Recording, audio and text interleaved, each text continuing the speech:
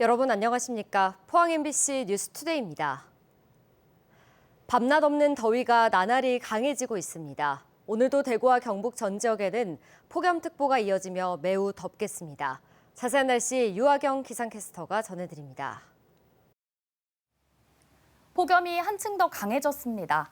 대구와 경북 전 지역에 폭염특보가 발효 중인 가운데 폭염주의보에서 폭염경보로 강화된 곳이 더 많아졌는데요. 오늘 오존 농도도 나쁨, 자외선 지수도 종일 매우 높음 예상돼 각별히 유의하셔야겠습니다. 특히 체감온도가 최고 35도 내외로 올라 더 무덥겠고요. 볕이 뜨거운 한낮에는 야외 활동 및 농작업을 자제해 주시기 바랍니다. 낮에는 폭염이, 밤에는 열대야가 이어지고 있습니다. 오늘 아침 대구와 포항의 기온은 25도, 안동은 24도로 일부 지역에서는 열대야가 나타나고 있고요. 낮에는 대구 36도, 안동 35도, 포항은 33도 예상됩니다. 내륙을 중심으로 낮 기온이 최고 36도 안팎까지 올라 덥겠고요. 하늘이 맑아 햇볕이 더 뜨겁게 내리쬐겠습니다.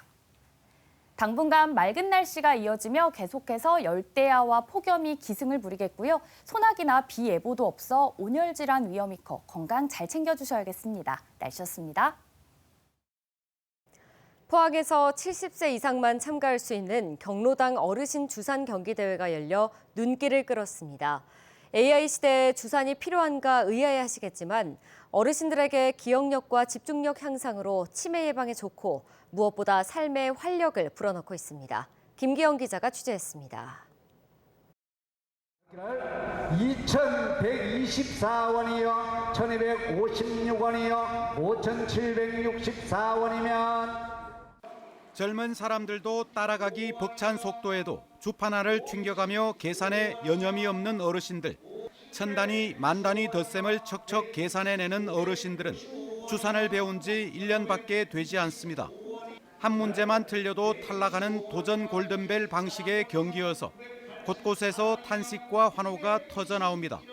결승전에 오를 최종 후보 10명이 가려지지 않을 만큼 계속 정답을 맞히자 진행자는 속도를 높여 고난이도 문제를 연이어냅니다. 1시간 만에 겨우 우승자가 가려졌습니다. 주사는 좋은 것 같아요. 우리 생활에 계산하는 게 많잖아요. 그런데 머리로도 계산을 할 수 있다는 게 너무 감사하고 너무 좋아요. 주산을 배우고부터 경로당에는 고스톱이 사라졌고 활력이 넘칩니다. 고스톱 붙이는 분위기도 확실히 없어지고 이 시간을 기다려주고 그래도 너무 좋았어요. 뇌건강 지도사 자격을 갖춘 자원봉사 강사들은 주산이 뇌건강을 촉진해 치매 예방에 그만이라고 말합니다. 포항뿐이 아니고 전국적으로 하는 게 진짜 많은 우리나라의 그 치매 환자를 줄일 수 있는 올해로 9번째를 맞은 포항 대회는 한국의 기네스북이라 불리는 한국기록원의 최고령 대회로 등재됐습니다. 포항이 이제 구회대가 제일 길게 하다 보니까 다른 지역에서 이게 벤치마킹이 굉장히 많이 오고 있습니다. 그 이유는 어르신들이 경로당 수업하고 행복해하고 그 마무리를 경기대회를 하다 보니까 너무 만족도가 좋습니다. 포항 전체 경로당은 700여 곳, 강사와 예산이 한정돼 매년 15곳 정도만 교육하고 있어 일부 경로당에서는 언제 순번이 오느냐며 불만이 나올 정도입니다. MBC 뉴스 김기영입니다. 포항 시내버스가 중고등학생들의 여름방학 기간 동안 운행을 감축합니다. 포항시는 학생 수요 감소에 따라 다음 달 20일까지 전체 20개 노선에서 하루 총 1,049회 운행을 971회로 평균 8%가량 줄였다고 밝혔습니다. 이에 따라 배차 간격이 2분에서 4분가량 늘어나면서 무더위에 시민들이 버스를 기다리느라 불편을 겪고 있습니다. 포항시는 포항버스 측이 승객 감소로 운행을 감축하게 됐다며 그만큼 재정 지원도 줄일 수 있다고 밝혔습니다. 넉 달 전이죠. 사상 최악의 산불 피해를 겪었던 경북 산불 이재민들이 큰 수해를 입은 경남 산청으로 달려가고 있습니다. 수재민들의 피해가 남일 같지 않다며 중장비를 이끌고 먼 길을 나서고 있습니다. 엄지원 기자입니다.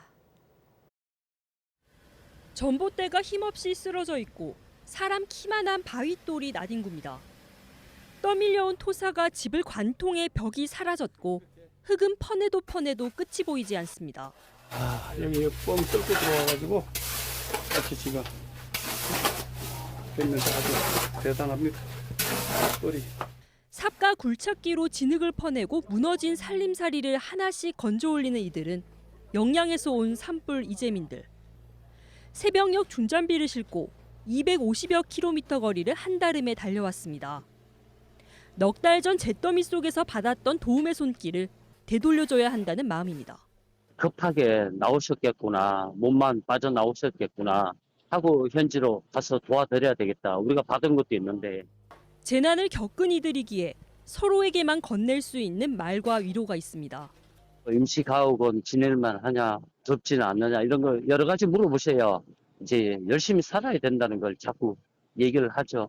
왜냐하면 트라우마 같은 게 있을 수 있으니까. 영양을 시작으로 안동과 청송, 의성, 영덕 산불 이재민들도 잇따라 수해 지역을 찾고 있습니다. 현장에서 무엇이 가장 급하고 필요한지 누구보다 잘 알고 있다는 산불 이재민들. 침수 현장에 물을 퍼내는 양수기부터 진흙을 걷어낼 세척기, 그리고 굴착기까지 현장에 가장 시급한 장비들을 싣고 서둘러 산청으로 향합니다.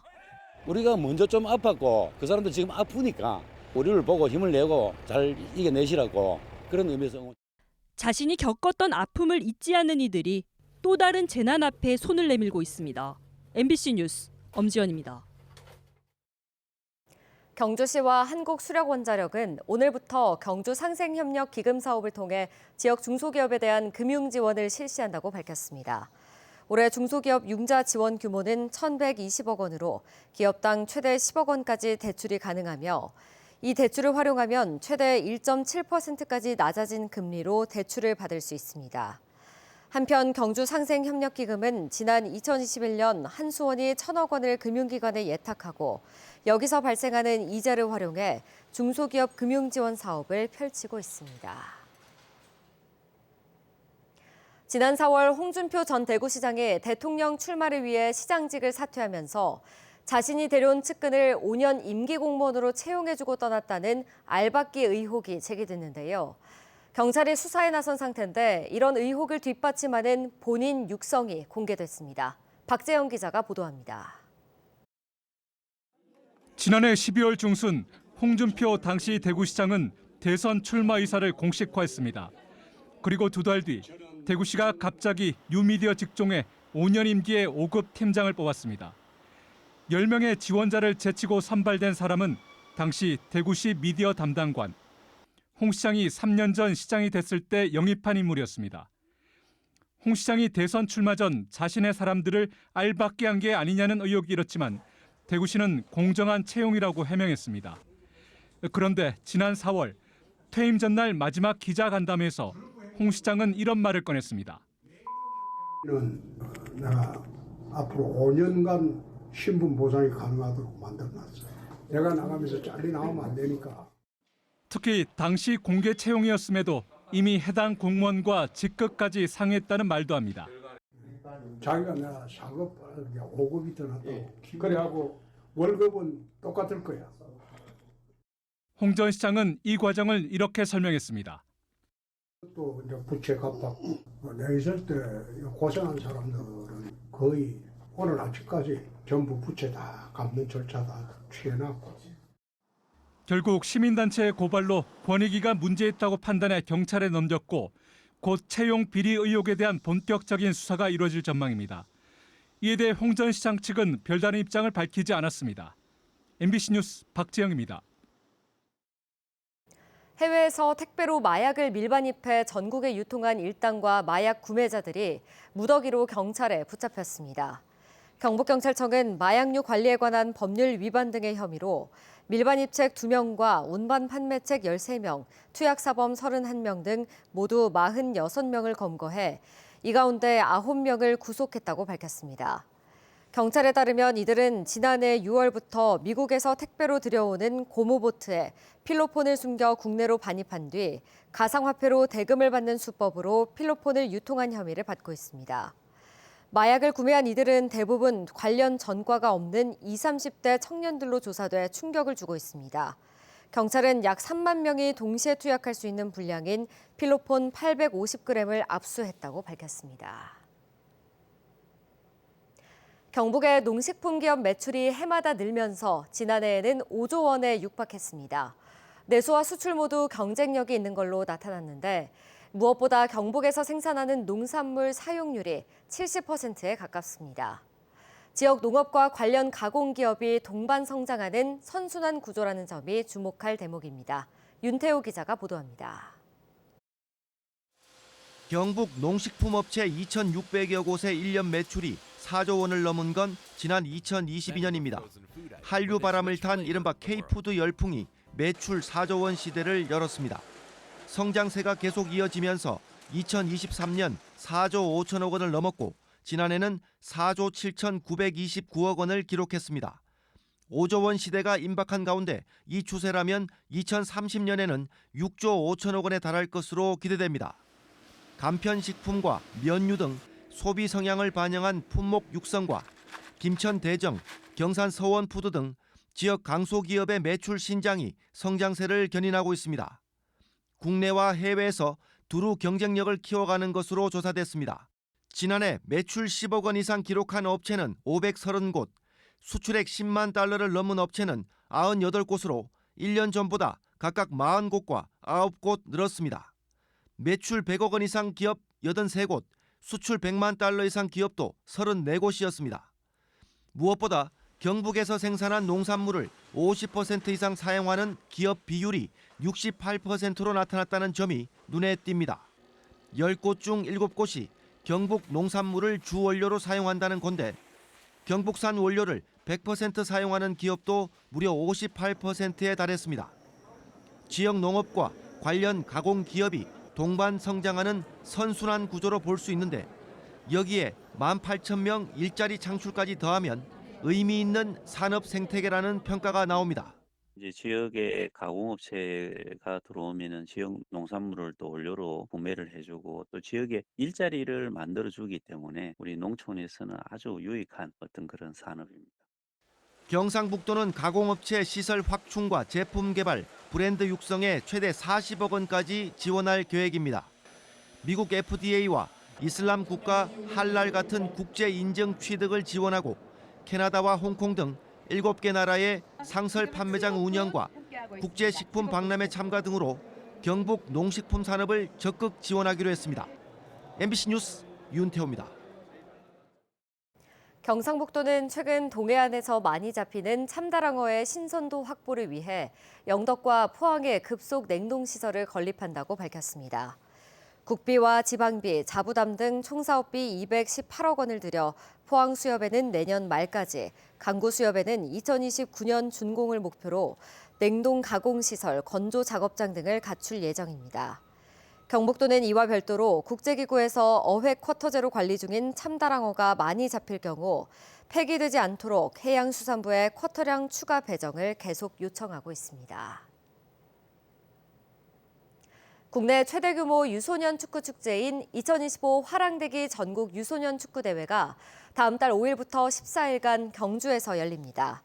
이번 대회에는 전국에서 727개 팀, 선수단 15,000여 명이 참가하는데 지난해보다 참가팀이 20%나 증가한 역대 최대 규모입니다.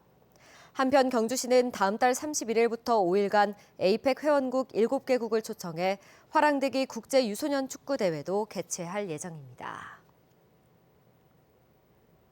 최근 울릉군의 한 식당에서 불거진 비계 삼겹살 논란에 대해 남한권 울릉 군수가 직접 사과했습니다. 남 군수는 자신의 SNS를 통해 울릉 관광의 민낯이 유튜브로 현실화돼 실망과 우려를 드린 점 깊이 사과드린다며 문제가 된 부분에 대해서는 절차를 밟고 있고 지적한 현실을 반면교사 삼아 도약의 계기로 만들겠다고 밝혔습니다. 앞서 한 유튜버는 지난 19일 울릉군의 한 식당에서 1인분에 15,000원인 삼겹살을 주문하자 비계가 절반가량을 차지하는 고기를 받았다는 영상을 올렸는데 이후 울릉도 관광에 대한 비판이 거세지고 있습니다. 안동경찰서는 안동의 한 고등학교에 침입해 시험지를 빼돌린 혐의를 받는 40대 학부모와 범행을 도운 혐의를 받는 30대 학교 행정실장을 어제 오후 검찰에 구속 송치했습니다. 학부모의 고3 자녀는 업무 방해 혐의로 불구속 송치했습니다. 앞서 경찰은 학부모와 함께 학교에 침입해 시험지를 빼돌린 혐의로 30대 기간제 교사도 구속 송치했습니다. 경상북도는 2029년까지 초미세먼지 농도를 세제곱미터당 13 마이크로그램 수준까지 개선하기로 했습니다. 경북도는 미세먼지 특별대책위원회를 열고 이런 내용을 담은 제2차 경상북도 미세먼지 관리 시행 계획을 의결했습니다. 경북도는 미세먼지 계절관리제와 친환경 자동차 보급, 영세사업장 오염 방지 시설 설치 지원 등을 추진한 결과 초미세먼지 연평균 농도가 2019년 19.6 마이크로그램에서 지난해 15.6으로 개선되고 있다고 밝혔습니다.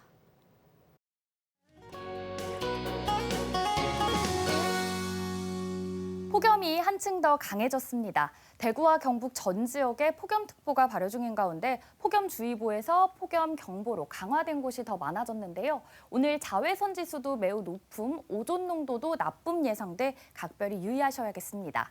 특히 체감온도가 최고 35도 내외로 올라 더 무덥겠고요. 볕이 뜨거운 한낮에는 야외 활동 및 농작업을 자제해 주시기 바랍니다. 낮에는 폭염이, 밤에는 열대야가 이어지고 있습니다. 오늘 아침 대구와 포항의 기온은 25도, 안동은 24도로 오늘도 열대야가 나타나는 곳이 있는데요. 낮에는 대구 36도, 안동 35도, 포항은 33도 예상됩니다. 내륙을 중심으로 낮 기온이 최고 36도 안팎까지 올라 덥겠고요. 하늘이 맑아 햇볕이 더 뜨겁게 내리쬐겠습니다. 위성 영상입니다. 오늘 전국적으로 북태평양 고기압의 가장자리에 들겠습니다. 자세한 지역별 날씨 보시면 오늘 우리 지역 맑겠고요. 아침까지 내륙을 중심으로 안개가 짙게 끼어 있는 곳이 있겠습니다. 오늘 미세먼지는 보통 수준 예상되는데요. 바다의 물결은 0.5m에서 최고 1m로 잔잔하게 일겠습니다. 오늘 아침 대구의 기온은 25도, 구미는 24도로 출발해서요. 낮에는 대구 36도, 구미는 35도까지 오르겠습니다. 안동의 현재 기온은 24도, 상주도 24도로 출발해서요. 낮에는 안동 35도, 상주는 34도 예상됩니다. 포항의 아침 기온은 오늘 25도로 시작해 낮에는 33도 전망되고요. 당분간 동해상에는 바다 안개가 끼는 곳이 있겠습니다. 당분간 맑은 날이 이어지며 계속해서 열대야와 폭염이 기승을 부리겠고요. 소나기나 비 예보도 없어 온열 질환 위험이 커 건강 잘 챙겨주셔야겠습니다. 날씨였습니다. 이상으로 포항 MBC 뉴스투데이 마칩니다. 시청해주신 여러분 고맙습니다.